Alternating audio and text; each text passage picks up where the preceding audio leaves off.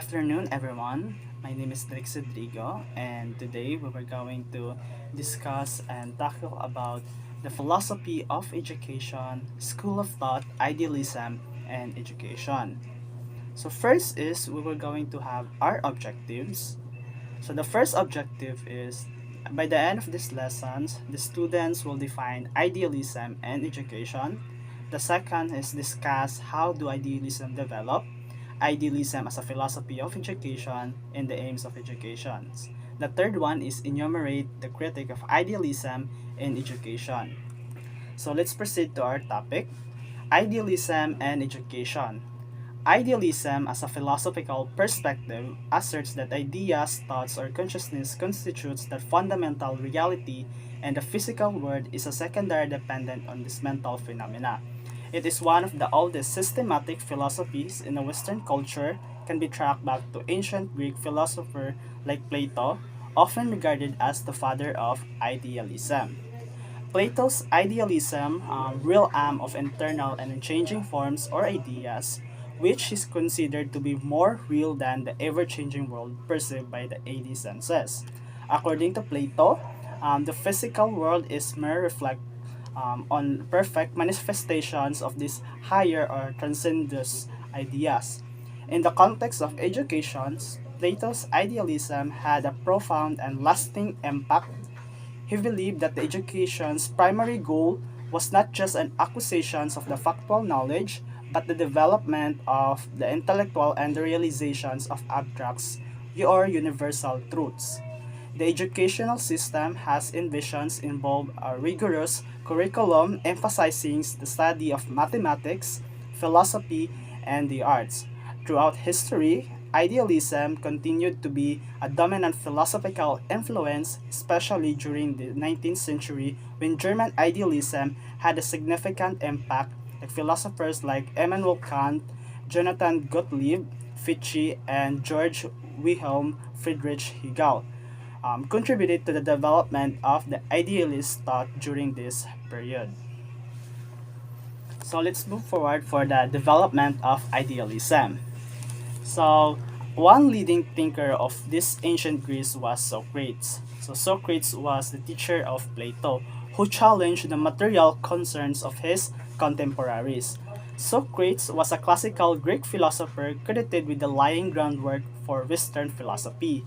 His ideas were transmitted through the writings of his students Plato, which is Socrates was a key figure in the development of idealism, challenging the prevailing materialistic concerns of his time.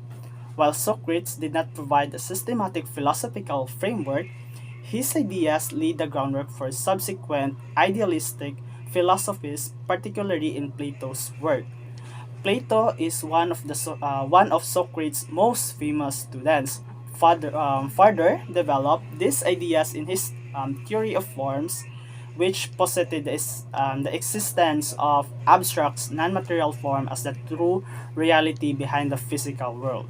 So Plato's idealism had a profound influence in the history of philosophy, which shaping the views of later thinkers and contributing to the ongoing dialogue between idealism and materialism. Now let's move forward for how do idealism develop. So the development of idealism is a complex process. It begins with the self-reflections and questions to the nature of existence and reality.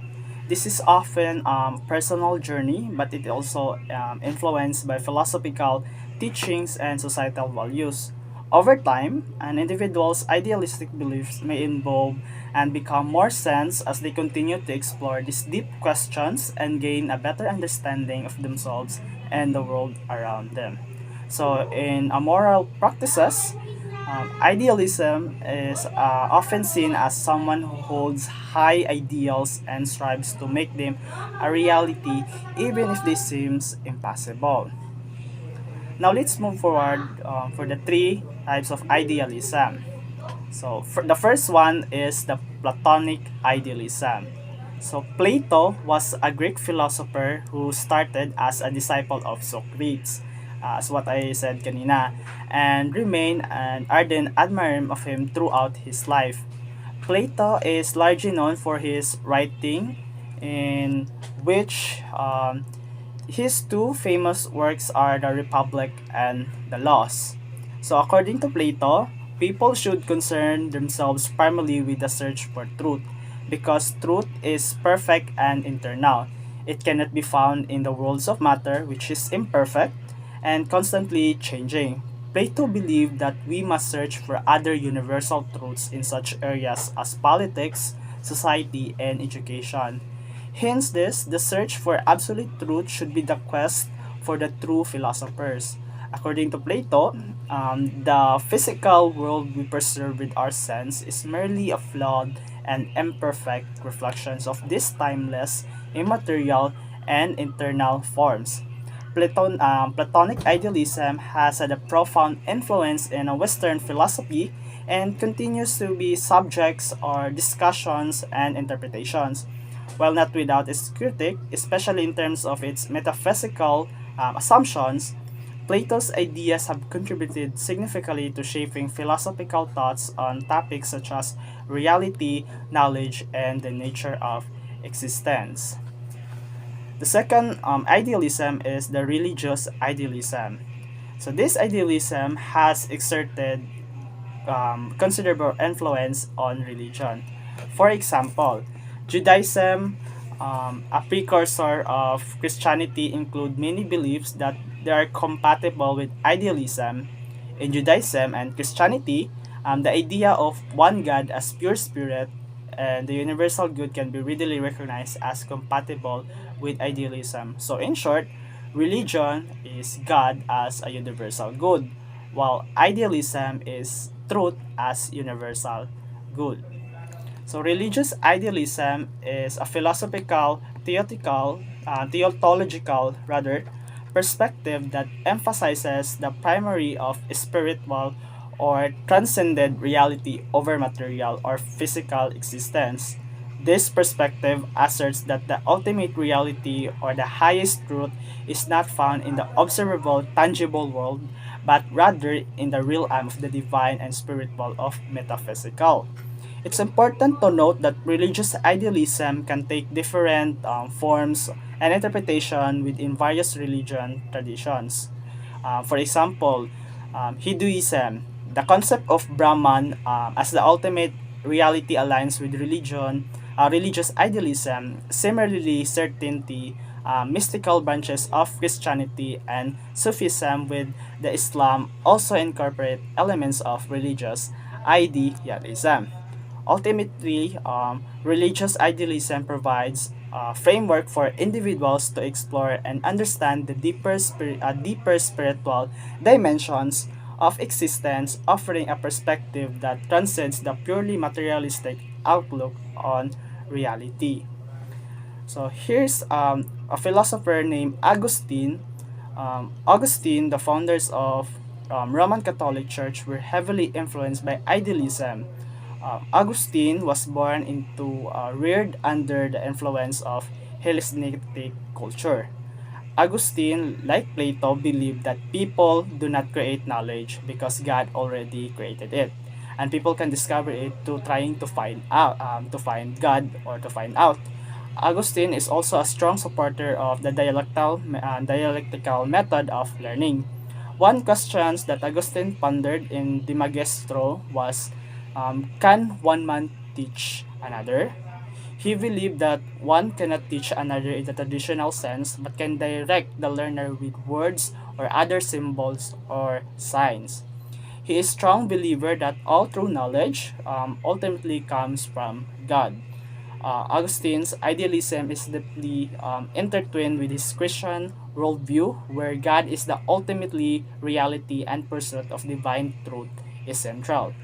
In education, in his view, serves as a path to illuminate the mind with divine wisdom, shape a moral character, and guide individuals towards a deeper understanding of their faith. Now, let's proceed to the development of modern idealism. So by the beginning of the modern period in the 15th and 16th centuries, idealism have come to be largely identified with systematizations and subjectivism. This identification was encouraged by the writings of René Descartes, George Berkeley, Immanuel Kant, George Wilhelm Friedrich Hegel, and Hosea Royce. Now move forward for René Descartes. René Descartes is one of the philosophers of modern idealism. René Descartes, born in a small town of La Hisse, France, René Descartes was educated by the Jesuits for whom he retained admiration but which he developed dissatisfaction because of their doctrine teachings, although his philosophical thinking challenges the Catholic doctrine in many points. It seems that he remained sincere in his Catholicism. Descartes is famous for his statement cogito, ergo sum, which means I think, therefore I am, which reflect his emphasis on the certainty of individual consciousness as the foundation for knowledge. Descartes argued for a radical separation between mind and body, asserting that the mind or soul is non-material substance distinct from the physical body. This dualism is evident in his philosophy of substance, where he identified two fundamental substances, which is the res cogitans, or means by thinking substance, and res extensa, which is extended substance. While Descartes acknowledged the existence of a material world, his focus on the certainty of clear and distinct ideas in the realm of thought, which means cogitans, lead to prioritizations of mind over the body. This dualism laid the groundwork for subsequent philosophical discussion about the natures of reality, the mind-body problem, and the relationship between consciousness and external world. It's important to note that Descartes' philosophy does not fit neatly into the category of idealism, which typically asserts the primacy of ideas or consciousness in shaping reality. Instead, Descartes' dualism contributed to the development of new perspective on reality, one that influenced both rationalist and empiricist traditions to philosophy. While later, philosophers like George Berkeley and Immanuel Kant developed idealist perspective, Descartes himself is better rather characterized as a dualist rather than an idealist. So according to René Descartes, idealism is the only thing that can be known, is whatever is going in our minds. Nothing of an external world can be directly across or known about. This is one only true knowledge we can have is that our own existence. Now let's move forward to George Berkeley. So George Berkeley was born and educated in Ireland and spent most of his professional life as a minister in the Episcopal Church of Ireland. While still a young man, he developed most of his innovative ideas, writing several treatises on philosophy, including Principle of Human Knowledge. So Berkeley's philosophy is often referred to as subjectivism, idealism, or immaterialism.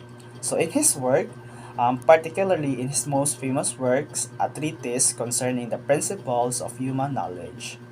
So Berkeley put forth radical ideas that challenged the prevailing philosophical views of his time. So Berkeley philosophy laid the groundwork for subsequent philosophical developments, while his extreme idealism has been met with criticism, especially regarding to the rule of gods and perceptions. His emphasis on the mind's rules in shaping reality has influenced later philosophers who explored the nature of consciousness and the mind-body relationship. Modern idealism, building on Berkeley's insights, have evolved and incorporate advancement in psychology, cognitive science, and philosophy of mind. So philosophers can continue to grapple with questions about the nature of realities, the mind's rules and perceptions, questions about the nature of reality, the mind's role in perceptions, and the relationship between subjective experience and external world. Now let's proceed to Immanuel Kant. So Immanuel Kant is a German philosopher, was born in a humble conditions, the son of saddler, and educated in school of his hometown, Königsberg. He eventually became perhaps the most famous professors in the University of Königsberg ever had. He is recognized as one of the world's great philosophers, which is known as the critic of pure reason and critic of practical reason. So you're familiar with critic pure reasons and critic of practical reasons. So Immanuel Kant was an 18th century German philosopher who sought to reconcile empiricism, which is the idea that knowledge comes from experience.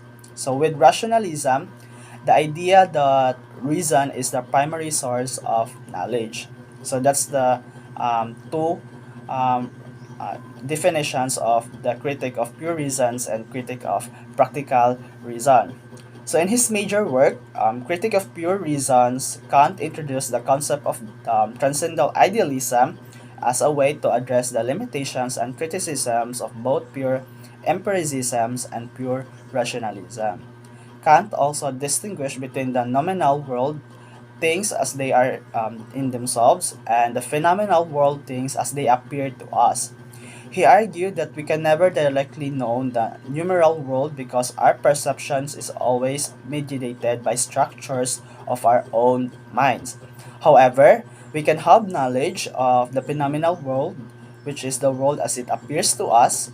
The mind, according to Kant, contributes certain categories such as space, time, and causality, and forms of institutions that shape our experience of the phenomenal world. These categories are prior meaning, which is they are inherent in the structures of the mind or not derived from experiences. Kant's also transcendental idealism possessed that our knowledge is a product of the interaction between the mind and the external world. While the external world exists independently, our perception and understanding of it are shaped by the innate structures of our minds. This philosophy marked a significant shift in epistemology and metaphysics during the Enlightenment period. Now, let's proceed to George Wilhelm Friedrich Hegel. So, George Hegel is perhaps the capstone of idealistic philosophy in the modern era. He was born in Stuttgart, Germany, and led a rather normal and eventful as a youth, receiving his education until the age of 18 in his native city. George Wilhelm Friedrich Hegel was a German philosopher who played a key role in the development of German idealism.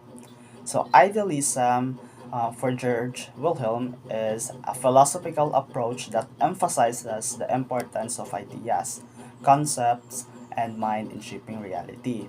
In the case of Hegel, his idealism is often referred to as absolute idealism or objective idealism rather. Hegel's idealism is intricately connected to his philosophical system, which is often called the Hegelian dialectic, which is the dialectic is a method of examining and resolving contradictions in thought. Hegel believed that the reality is fundamentally shaped by the unfolding of a dialectical process, a continuous movement of opposing forces or ideas.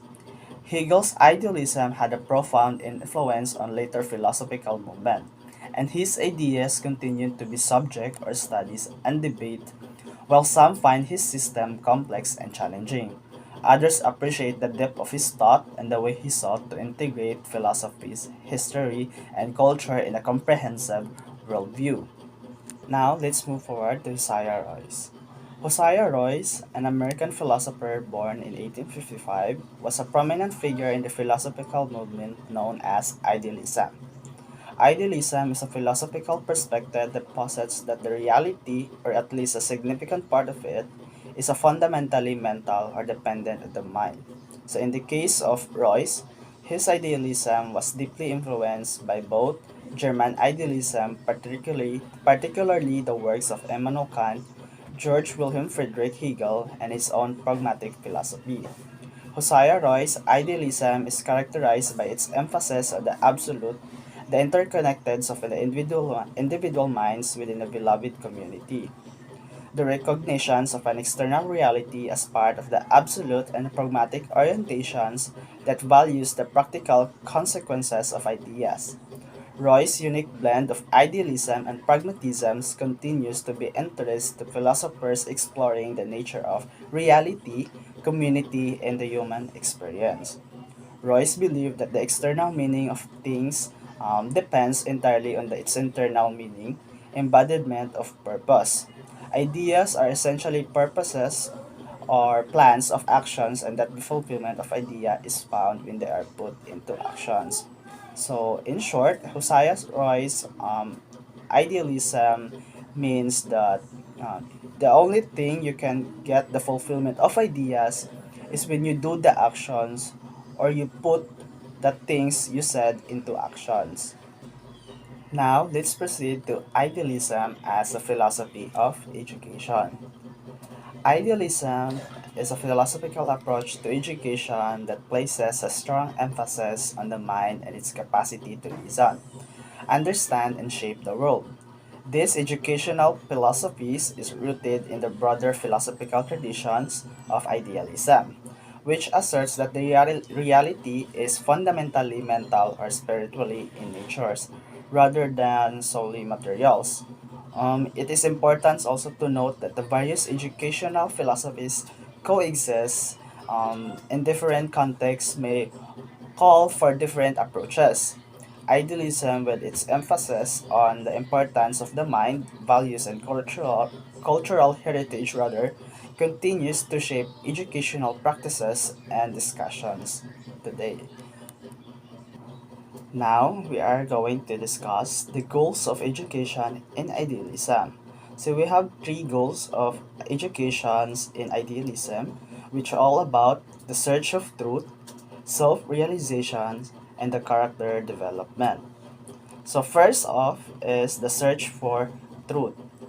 Search for truth in idealism is the highest aim of education, is the search for truth, rooted in this belief that reality is fundamentally a product of the mind. This pursuit involves the cultivations of intellectual abilities, that integrations of values, the development of critical thinking, and the connections to higher absolute realities. Through this process, individuals undergo holistic development, realizing their potential and contributing meaningfully to the world. The second one is the self realization. Self realization is the ultimate aims of education in idealisms, individual in holistic sense. It involves the development of intellectual, moral, and spiritual dimensions, the realizations of one's potential, and the understanding of universal truths.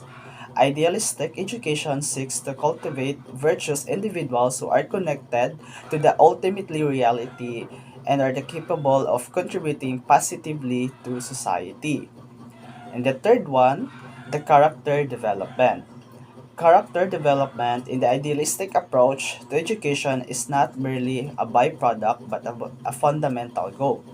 It encompasses intellectual, moral, emotional, and social dimensions, aiming to produce individuals with virtuous characters, a sense of responsibility, and a commitment to personal and societal well-being. Now let's tackle about the aims of education.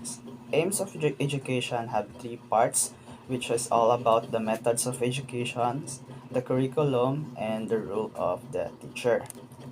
Now let's proceed to the first one, which is the methods of education.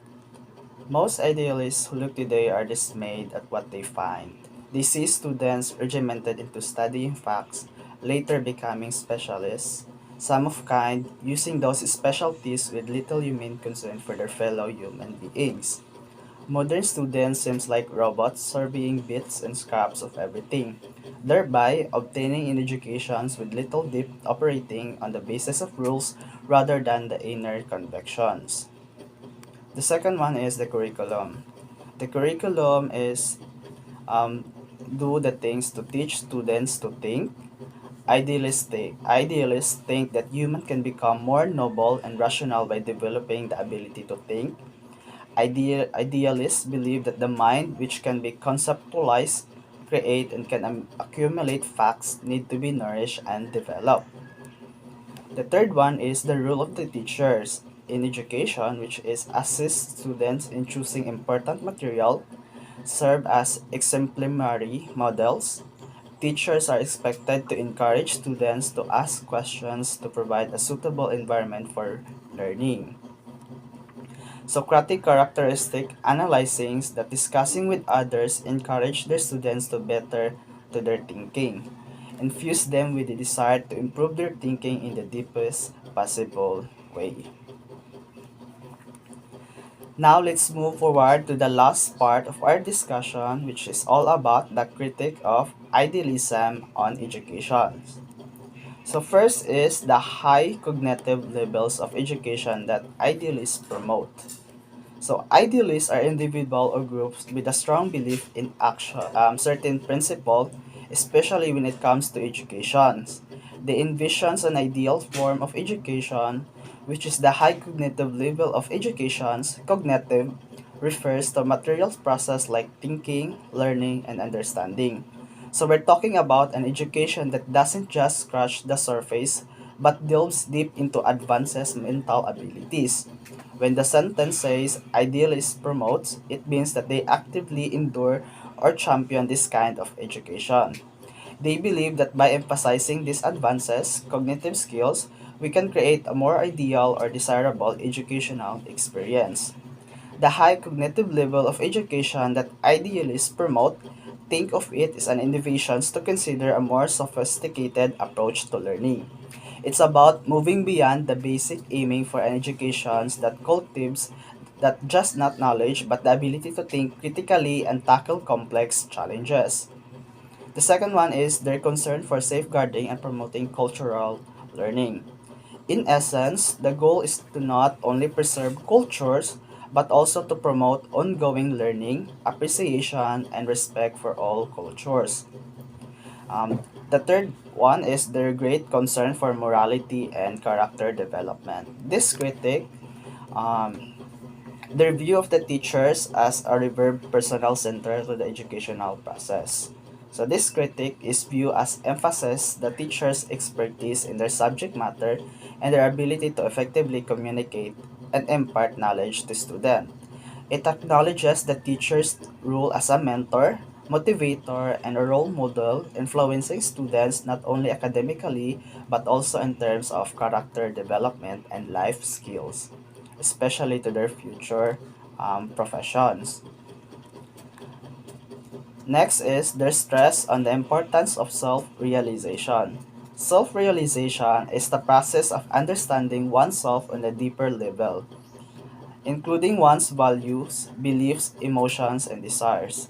It involves gaining insight into our strengths, weaknesses, and personal growth areas. Self realization is important because it allows us to live a more authentic and meaningful life. Next is their stress on the human and personal side of. It's about understanding and valuing the personal perspectives, feelings, and stories that are part of the larger picture by highlighting the human and personal side. We can gain a deeper understanding and empathy for others and create more meaningfully and compassionate connections. Lastly is their comprehensive, systematic, and holistic approach. As a teacher, a comprehensive, systematic, and holistic approach means considering all aspects of a topic or subject matter in a true and organized manner. Instead of focusing on isolated facts or individual skills, this approach takes into account the interconnected or different concepts and skills of individual. That's the end of our discussions. I hope you enjoy and learn something about the philosophy of education, school of thoughts, idealism, and educations. Again, my name is Dex Rodrigo, your discussant for today's lesson. Thank you for watching, guys, and thank you for listening. Bye!